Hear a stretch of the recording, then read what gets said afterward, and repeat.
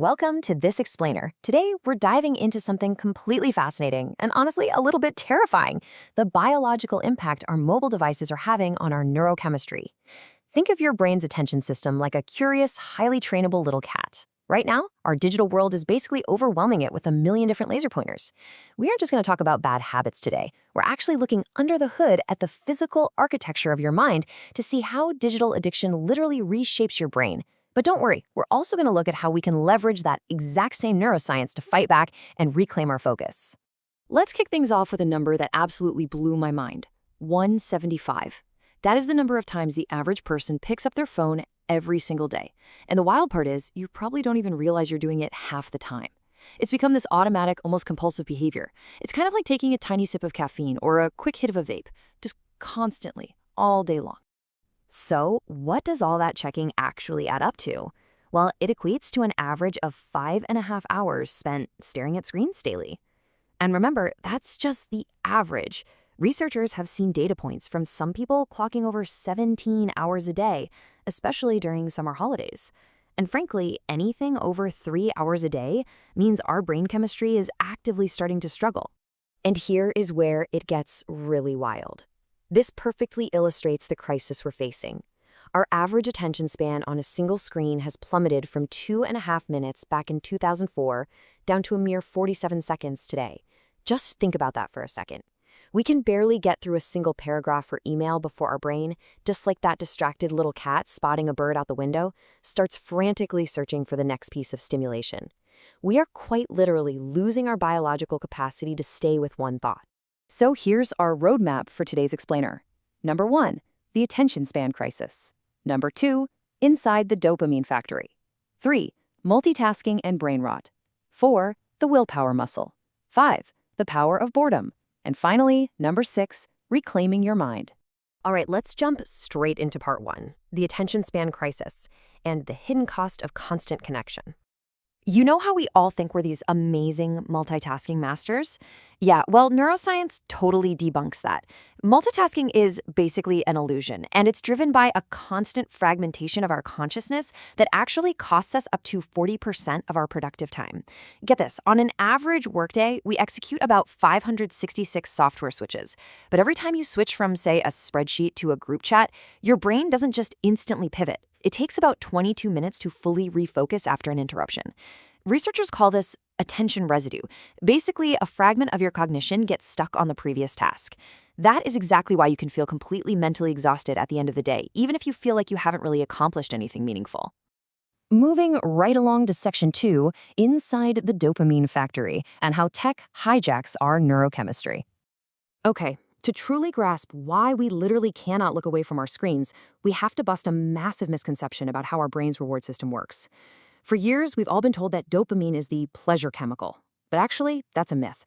Dopamine is really your brain's seeking system. Think of it as an evolutionary GPS that drives anticipation and motivation.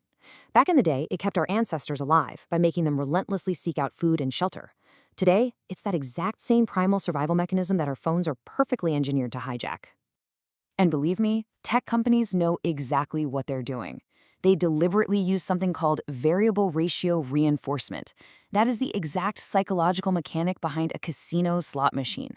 When you pull down to refresh your social feed, you have no idea what you're going to get. It's like a digital slot machine. And that unpredictability creates a huge spike in dopamine anticipation. Throw in infinite scroll removing natural stopping points, autoplay removing your active choice, and push notifications acting as hot triggers, and you've got an environment perfectly designed to completely bypass your conscious decision-making. Which brings us to part 3, multitasking and brain rot, and the structural consequences of digital overload. This is where things get a bit scary, because the physical toll this constant stimulation takes on our brain over time is genuinely alarming. Let's look at your ventral tegmental area, or VTA. Think of this as your brain's dopamine factory. When you do a natural high-effort task, like cleaning your whole house, your VTA releases dopamine, but it also replenishes it, which gives you sustained motivation. But frictionless digital rewards, like just lying in bed scrolling, they flood your brain with dopamine while requiring zero effort, so no replenishment ever takes place. You're basically emptying out the factory, leaving you in a profound state of procrastination, fatigue, and completely depressed motivation. And it gets worse. In our constant, exhausted hunt for that quick dopamine hit, we are actively sacrificing another absolutely vital chemical, oxytocin. Oxytocin is the bonding chemical. It's responsible for deep human connection and real fulfillment. When we sit on the couch next to our family and choose to mindlessly scroll instead of actually talking to them, we are actively choosing shallow dopamine over the deep, lasting fulfillment of oxytocin. And that swap is driving this underlying feeling of isolation we see so much of in modern society. You know the phrase brain rot? People use it as a joke all the time, right? Well, neuroscience shows us it's shockingly literal. Heavy multitasking and excessive screen time are actually shrinking the gray matter in critical areas of our brains.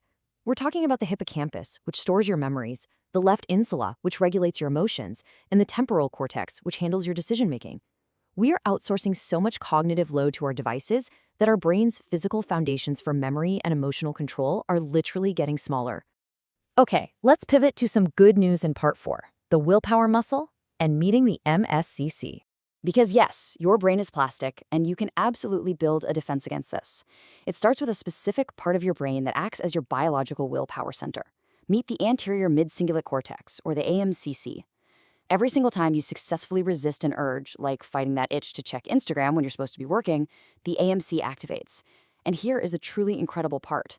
Just like lifting weights at the gym, resisting temptation makes the AMC physically grow larger. And the stronger it gets, the easier it becomes to make difficult, focused choices in the future.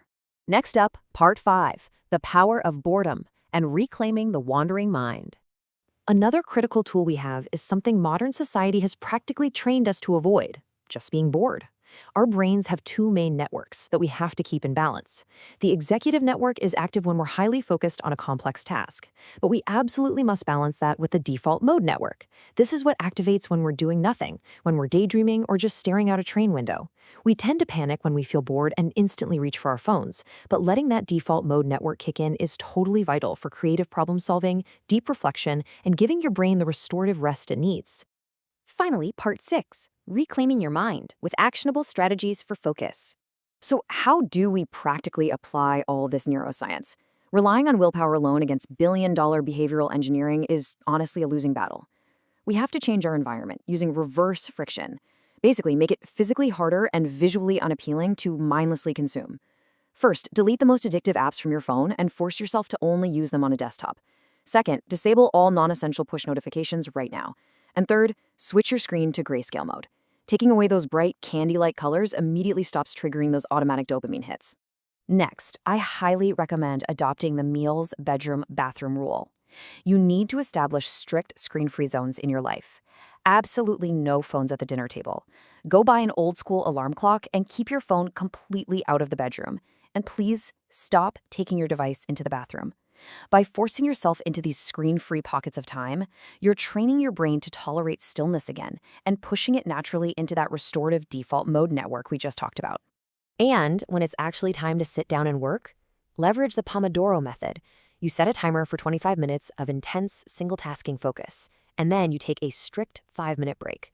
This completely eliminates context switching, it prevents that draining attention residue, and it slowly stretches your focus stamina over time.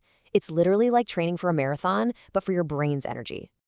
Look, I want to make something super clear. This whole distraction crisis isn't a personal moral failing.